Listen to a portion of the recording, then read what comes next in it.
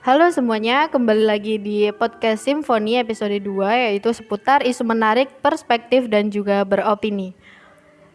Sebelumnya saya Melia Wulandari dengan partner saya yaitu Joe.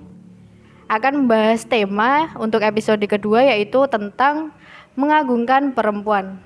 Untuk tema kali ini kita ngobrolnya kan berdua. Jadi aku mau tahu nih, kenapa kok kamu itu pengennya membahas tentang isu tentang perempuan, maaf.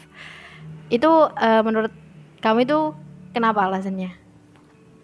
Kalau menurut saya kan ini sih, karena perempuan itu kan makhluk Tuhan paling seksi. Enggak ya, itu kan kalau kata Mulan Jamila ya.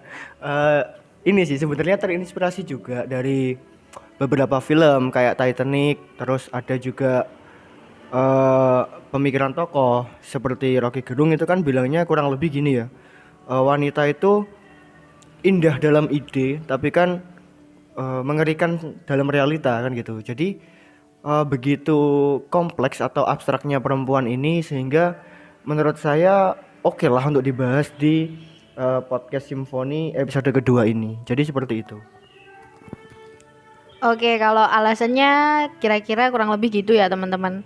Tapi aku mau tanya nih, menurut kamu kalau berbicara mengenai perempuan yang terlintas pertama kali di pikiran kamu itu apa? eh ini sih kalau perempuan ya entah karena apa mungkin bisa dikatakan juga karena saya terdoktrin agama dari kecil kan gitu. Ya perempuan itu eh, bisa dikatakan sebagai ini pelengkap laki-laki karena laki-laki merasa kesepian kan itu ya. Tapi ini sih, saya juga akan melakukan kesalahan epistemologi kalau saya nanti mendefinisikan perempuan tanpa melibatkan perempuan itu sendiri gitu. Nah, berhubung Anda kan perempuan. Nah, ini menurut Anda sendiri gimana? Perempuan itu apa sih gitu?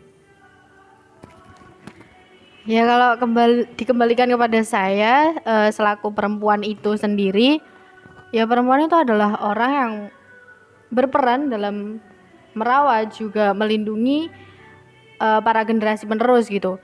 Mereka yang memiliki peran begitu besar untuk menciptakan generasi selanjutnya setelah mungkin dari generasi-generasi sebelumnya itu akan mungkin dikatakan sudah tidak tidak memiliki, bukan tidak memiliki generasi penerus. Mereka pastinya kan juga makhluk kan, mereka juga pasti akan mati. Makanya perempuan itu perannya begitu besar dalam meneruskan perjuangan para orang-orang yang terdahulu juga gitu. Kalau aku gitu, kalau sependek pengetahuan saya tentang perempuan itu demikian. Untuk aku juga penasaran sih, bagi sebagian orang kan antara penyebutan wanita sama perempuan itu beda. Kadang juga ada yang mempermasalahkan antara dua penyebutan, dua sinonim itu gitu. Kalau menurut kamu antara penyebutan penyebutan dua sinonim itu kalau dipermasalahkan akan menimbulkan permasalahan baru atau emang nggak masalah kalau disebutkan dalam eh, penyebutannya sehari-hari gitu? Oke, kalau aku secara pribadi ya sebenarnya nggak ada masalah sih terkait perbedaan penyebutan wanita dan juga perempuan gitu. Kan gini, saya juga tidak bisa mendefinisikan antara perempuan di misal di tahun 1945 sama perempuan di tahun sekarang kan gitu. eh Kalau setahu saya awal mula perdebatan terkait perempuan dan juga wanita ini kan adanya gerakan itu kan yang menolak terkait definisi perempuan dalam KBBI kan seperti itu. Nah, tapi kan gini, ketidaksetujuannya adalah karena perempuan dikonotasikan ke arah negatif kan seperti itu. Tapi gini, misal saya mengambil contoh wanita nakal atau perempuan nakal gitu ya. Kan perempuan tadi konotasinya, sorry, perempuan nakal. Kita bisa bilang di tahun era 80-an atau 90-an perempuan yang nakal itu adalah perempuan yang pulang malam kan gitu. Tapi pada era 2000-an atau justru sekarang yang udah terlampau 22 tahun ya, kata perempuan nakal apakah bisa didefinisikan sebagai orang yang pulang malam gitu? Kalau menurut saya nggak bisa gitu. Soalnya apa? Bagaimana kalau ada kondisi saya semisal kok saya sih sorry. Eh, Orang-orang terdekat saya yang perempuan, misal dia harus kuliah. Kuliah dan ternyata dapat jam malam. Yang mana jam malam itu biasanya kan pulangnya jam 9 kayak gitu kan. Dan nanti belum perjalanan pulang, mungkin pulang nyampainya jam 10 setengah 11 gitu. Apakah dia bisa dikatakan dengan perempuan nakal? Saya rasa tidak gitu. Tapi yang menjadi suatu problematika bagi saya itu bukan perbedaan antara penyebutan wanita dan juga perempuan. Tapi terkadang orang-orang di sosial media yang menyebut perempuan atau wanita ini sebagai betina. Karena betina ini konotasinya kan kepada hal-hal yang hewani kan seperti itu. Eh, ada juga sih salah satu apa ya dulu tweet kalau nggak salah dia tuh bilang RA Kartini capek-capek mengangkat derajat perempuan tapi kalian malah menyebut perempuan dengan kata betina kan gitu. Itu pun cukup menyadarkan saya kalau penyebutan betina itu tidak pantas untuk perempuan kan seperti itu. Gitu sih kalau dari saya. Oke, jadi penyebutan antara perempuan dan wanita tidak memiliki perbedaan yang signifikan ya. Tapi kalau menurut kamu itu lebih halus mana antara perempuan dan wanita? Kalau betina emang kasar sih. Kalau antara perempuan dan wanita? Sebenarnya saya kalau antara perempuan dan wanita itu cukup random ya nyebutnya. Jadi apa ya? Bisa dikatakan juga asal nyeplos dan lain sebagainya. Tapi kalau dalam hal-hal yang apa ya berbau sastra dan lain sebagainya, saya lebih nyaman menyebut nyonya ataupun nona gitu. Karena kan itu tadi kembali kepada tema juga mengagungkan ya. Karena menurut saya perempuan itu memang salah satu sosok yang perlu diagungkan gitu. Gini, saya bisa mengenali Tuhan itu berdasarkan tubuh perempuan, tapi bukan dalam konotasi seksual ya. Karena apa? Saya mengibaratkan seperti ini gitu. Tuhan kan maha mencipta, menjaga dan maha mengakhiri kehidupan kita. Kalau saya melihat ibu, maka itu dia melahirkan saya. Berarti kan dia sudah menciptakan saya. Dan ketika saya kecil sampai saya berusia remaja lah mungkin, itu kan dirawat juga sama ibu. Ibu kan menjaga saya. Dan kalau ibu meninggal itu kan seolah-olah kehidupan saya sudah berakhir gitu. Jadi emang perempuan ini posisinya benar-benar unik atau bisa dikatakan spesial juga karena itu tadi dia bisa merepresentasikan Tuhan. Jadi seperti itu. Oke, mungkin penyebutannya antara wanita dan perempuan itu emang sebenarnya tidak harus jadi permasalahan juga gitu. Tapi kalau kita berbicara mengenai perempuan, mereka kan identik dengan mereka yang cantik, indah, dan juga memiliki bentukan yang biasa untuk enak dipandang lah gitu. Dan sampai pada masa peradaban Yunani pun mereka pernah menjadi objek keindahan yang bernilai tinggi. Tapi kalau menurut kamu sebagai cowok, memandang perempuan yang indah itu seperti apa kriterianya? Gini sih, sebelum dari perspektif saya ya, dari perempuan sendiri nih, menurut perempuan itu kriteria indah atau cantik itu kayak apa? Ya kalau menurut saya sendiri kriteria perempuan cantik tidak hanya dilihat secara fisik. Untuk mereka yang memiliki kompetensi mungkin dalam berbicara dengan bahasa yang baik, memiliki tata laku yang baik pula, sopan dan juga memiliki value lebih, bukan hanya di fisik doang, itu juga definisi cantik menurut saya gitu. Karena walaupun menurut siapa ya, salah satu tokoh filsafat yaitu Plato yang mengatakan bahwa perempuan adalah manusia imitasi yang mereka hanya menunjukkan apa ya, bisa dikatakan topeng karena mereka sering bermake up, tidak menunjukkan wajah aslinya. Itu pun juga tidak bisa dibenarkan secara utuh gitu. Karena mereka walaupun memakai make up pun bukan untuk menutupi atau untuk memberikan value, ya memberikan value lebih, tapi mungkin mereka akan hanya ingin mensyukuri apa yang diberikan Tuhan gitu, nikmat Tuhan yang dia terima, makanya mereka memakai make up itu. Jadi Ibnu Rushd pun mengomentari tentang teori tentang Plato itu bahwa bukan manusia, tentang perempuan bahwa mereka adalah makhluk imitasi itu ya tidak sebatas itu, karena bagi perempuan yang memiliki value dan juga bisa menjadi pemimpin mungkin atau menjadi orang yang ditokohkan, itu juga bisa dikatakan sebagai perempuan yang cantik gitu. Kalau menurut saya sebagai perempuan kurang lebih begitu. Saya kembalikan nih, karena yang pertama kali tanya itu saya. Kenapa kok dikembalikan kepada saya ya pertanyaannya?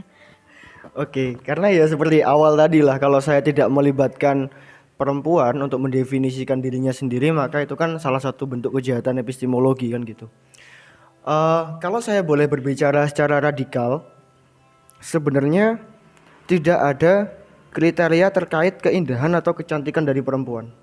Itu hanyalah suatu nilai ideal yang dibentuk oleh laki-laki. Dan yang Anda sebutkan itu Anda sudah termakan nilai ideal yang disebutkan oleh laki-laki di masyarakat. Jadi seperti itu. Sebenarnya kalau kita berbicara apa syarat kecantikan perempuan, selesai. Jadi kan seluruh perempuan cantik, cuma tergantung tinggal dia termasuk selera saya atau tidak, misalkan gitu. Begitu pun cowok kan juga gitu kan. Syarat ganteng apa ya cowok. Terkait dia selera saya atau bukan kan terserah si cewek. Kan gitu. Ya dong. Nah, terkait hal tersebut sebenarnya juga diperkuat dengan pertumbuhan kapitalisme yang mulai merambah ke dunia periklanan. Di mana iklan itu semisal kita membicarakan iklan sabun. Iya kan? Di iklan sabun, maka di situ kita akan melihat biasanya bintang iklannya adalah seorang wanita yang memiliki kulit bersih. Kayak gitu kan, intinya dia cantik lah atau enak dipandang itu tadi. Tapi itu adalah sebenarnya nilai yang dibangun oleh kapitalisme. Dan inilah peliknya seorang feminisme yang tinggal dalam masyarakat yang kapitalis gitu. Alih-alih dia ingin menyetarakan gender dan mendapatkan pekerjaan, justru dia dieksploitasi secara besar-besaran sama kapitalisme. Kan gitu. Jadi sebenarnya kayak kriteria cewek cantik itu harus berkulit putih bersih, tinggi 160 misal, berat badan di bawah 50, atau dengan payudara berapa B, misalkan gitu ya perbincangan orang-orang sekarang. Itu hanyalah nilai-nilai yang dibangun oleh kapitalisme supaya perempuan ini tadi bisa dieksploitasi entah dalam iklan ataupun dalam hal mempromosikan produknya supaya dia mendapatkan nilai lebih. Jadi seperti itu. Kalau dikatakan apa kriteria cantik ya perempuan, selesai. Tidak ada A, B, C, D. Kalau menurut saya seperti itu. Oke, saya menangkapnya kalau berbicara mengenai kecantikan, syaratnya cuma satu sih, perempuan gitu. Oke, kalau berbicara mengenai cantik, itu kan biasanya identik dengan fisik ya. Kita berbicara tentang apa yang ada di dalam hati seorang perempuan. Karena boleh jadi perempuan berkata A tapi isi dalam hatinya itu B gitu. Kalau menurut kamu sebagai cowok gitu, memandang kemisteriusan seorang perempuan itu sulit gak sih memahami pikiran mereka, itu rumit gak gitu? Oke, kalau memandang terkait bagaimana perempuan itu sulit atau enggak, saya rasa bagi saya itu sulit banget gitu. Apalagi jangankan saya gitulah ya, Jack Dawson yang ada di film Titanic itu, dia bilang hati wanita adalah lautan misteri yang dalam. Iya kan, berarti kan wanita itu sulit dipahami gitu. Saya ambil contoh ketika gini, semisal saya bilang kepada Anda gitu ya, saya bilang jangan masuk divisi A di organisasi ini, ya kan? Mungkin Anda menangkapnya itu adalah suatu hal yang buruk atau divisinya emang benar-benar jelek. Tapi ternyata itu adalah mengandung makna bahwa saya melarang Anda untuk masuk ke divisi tersebut. Nah, perempuan biasanya protes nih, jangan dikode lah. Soalnya kan kami juga belum tentu tahu terkait apa yang atau maksud apa yang ada di kode kamu, kan gitu. Tapi ketika saya bilang jangan masuk divisi ini karena divisi ini bla bla bla bla bla, dan yang timbul dari perkataan perempuan adalah kamu kok posesif. Ini adalah suatu hal yang cukup pelik ya, atau melelahkan juga bagi lelaki ketika mau menjalin hubungan, karena emang sulit sekali untuk dipahami. Tapi ya itulah wanita itu, dia kan unik dan emang perlu waktu yang lama untuk menyelami lautan misteri yang dalam itu tadi. Jadi seperti itu kalau menurut saya. Oke, memahami mereka itu perlu waktu. Tadi juga digarisbawahi perlu waktu yang lama. Itu lamanya punya batasan apa enggak? Karena selagi ada kesempatan buat menyelami bagaimana isi hati perempuan itu enggak masalah. Tapi kalau enggak ada waktunya atau kesempatan untuk memahami itu gimana gitu? Itu kalau menurut kamu gimana caranya? Apa enggak ada alternatif cara lain agar memahami seorang perempuan tidak dengan menggunakan waktu yang lama tersebut? Sebenarnya kalau menurut saya, mengambil peribahasa butuh waktu yang lama untuk menyelami hati wanita. Iya, hati wanita sebagai lautan misteri yang dalam itu sama seperti seorang filsuf atau filosofi ya, dimana dia kan di situ cinta kebijaksanaan. Berarti kan proses untuk menjadi bijaksana, bukan sudah menemukan kebijakan atau bijak itu sendiri kan gitu. Jadi dalam artian apa? Memahami wanita itu adalah suatu proses yang tidak berkesudahan. Karena kalau proses yang berkesudahan itu biasanya, oh ternyata ini puncaknya, dan akhirnya selesai dong. Saya ibaratkan sebagai salah satu ini. Semisal saya adalah seorang sosialis dan saya melakukan revolusi sebagai kaum buruh, ya kan? Terus setelah revolusi berhasil, ketika saya tidak memiliki suatu konsepsi terkait bagaimana cara menjalankan sistem ekonomi, apa yang mau saya lakukan selain saya kembali ke rumah, membakar poster Karl Marx dan berbicara bersama keluarga, minum coklat hangat dan membicarakan hal-hal yang lain lagi selain revolusi. Kan seperti itu. Kalau kita membicarakan suatu proses yang berkesudahan, maka saya memilih kata butuh waktu yang lama karena itu adalah proses yang menurut saya tidak berkesudahan. Jadi bisa membuat saya tetap mengagumkan wanita itu sendiri. Jadi seperti itu. Oke, berarti kata lama itu memiliki arti yang sesungguhnya bahwa memahami perempuan itu tidak ada kata sudah gitu. Dan harus terus didalami karena orang juga kan pasti berubah-ubah juga. Untuk tema kita kali ini kan mengagungkan seorang perempuan. Pengagungan apa sih yang biasanya cowok berikan kepada perempuan itu sendiri? Saya tanya karena mungkin dari cowok juga merasanya aku melakukan ini loh untuk kamu, dan ini sebagai arti bahwa kami itu berharga gitu. Itu contohnya seperti apa? Oke, kalau mau mengagungkan perempuan, salah satu caranya tuh kita bisa memulai dengan hal-hal yang kecil. Semisal kita mau ke minimarket, dia mau masuk, kita bukakan pintu. Itu sudah merupakan suatu cara mengagungkan perempuan dari hal yang paling kecil, ya kan? Kalau dia mau minum kesulitan membuka tutup botol, kita bantu. Itu kan sudah salah satu bentuk mengagungkan perempuan. Atau mungkin kalau ada ibu hamil lah, ada di antrian, terus kita memberikan antrian terlebih dahulu untuk ibu hamil, itu kan juga salah satu bentuk mengagungkan perempuan. Dan yang pastinya kalau kita mengagungkan perempuan, kita juga harus menjaga kehormatan perempuan itu sendiri. Dalam artian apa? Saya pernah menemui suatu kasus di mana ada perempuan cantik itu lewat, dan di tongkrongan sebelah saya atau di meja sebelah saya itu ada cowok, dia bilang, "Mbak cantik banget," kayak gitu. Atau apa namanya, catcalling ya namanya ya. Kalau menurut saya itu langsung berbicara dalam hati gitu. Perlakuan kamu yang seperti itu justru tidak membuat perempuan mau sama kamu, atau minimal respect lah, itu sudah tidak ada. Karena apa? Kamu sendiri sudah menciderai kehormatan perempuan itu sendiri gitu. Jadi kalau ayolah, cara mendekati perempuan tuh bukan dengan cara-cara seperti itu gitu. Kita bisa menggunakan cara-cara yang lebih elegan lagi, bukan dengan cara-cara apa ya? Mungkin bisa pakai kata norak juga kan bisa kalau kayak gitu. Karena biasanya hal tersebut itu terjadi pada laki-laki yang memiliki kualitas pendidikan yang rendah. Ingat ya, tanda kutip kualitas, bukan taraf pendidikannya. Baik dia SMP, SMA, bahkan kuliah, kalau kualitasnya rendah, dia akan tetap seperti itu. Jadi seperti itu kalau menurut saya. Oke, contohnya lumayan bisa dipahami sih.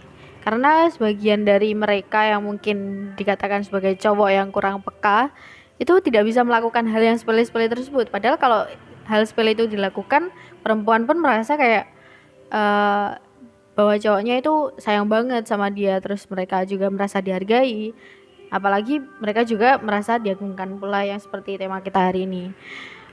Terus aku mau tanya, kenapa sih alasan bahwa perempuan itu pantas untuk diagungkan? Oke, mungkin nggak jauh beda seperti alasan Anda tadi ya ketika mendefinisikan perempuan, karena perempuan itu adalah apa ya, sebagai salah satu sarana penerus lah ya, penerus.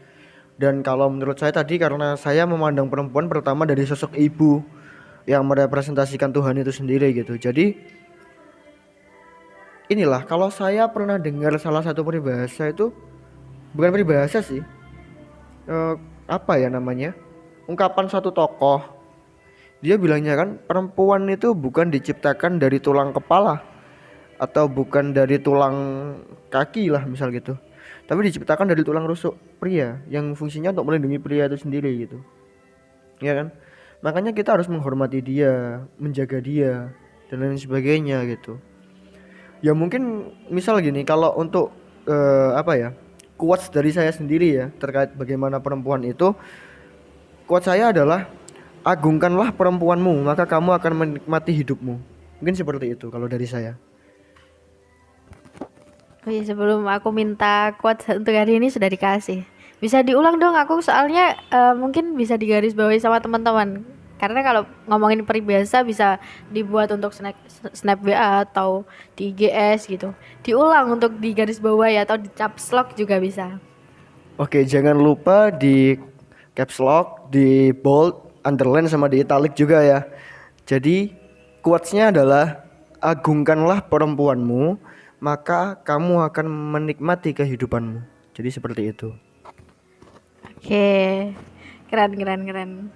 Cukup menarik bukan bahasanya kita hari ini?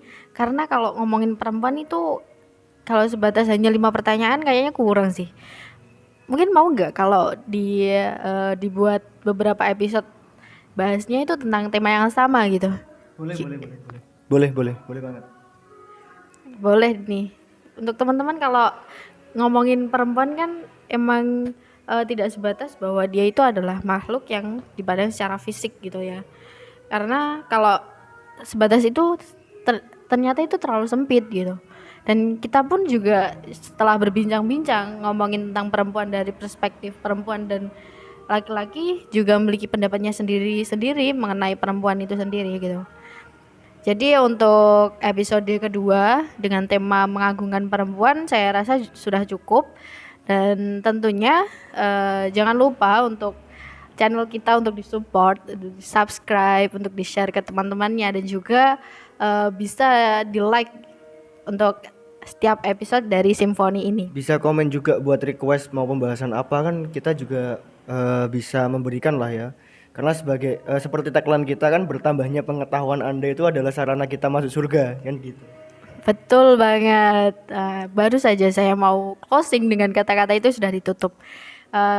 Untuk dari kami, semoga kalian puas dengan bahasannya, karena kita di sini berkatanya tentang perspektif kita. Jadi kalau semisal ada kurangnya atau lebihnya bisa dikoreksi, bisa lewat kolom komen atau media sosial kita lainnya.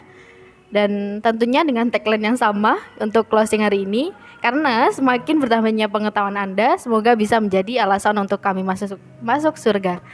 Terima kasih. See you next video.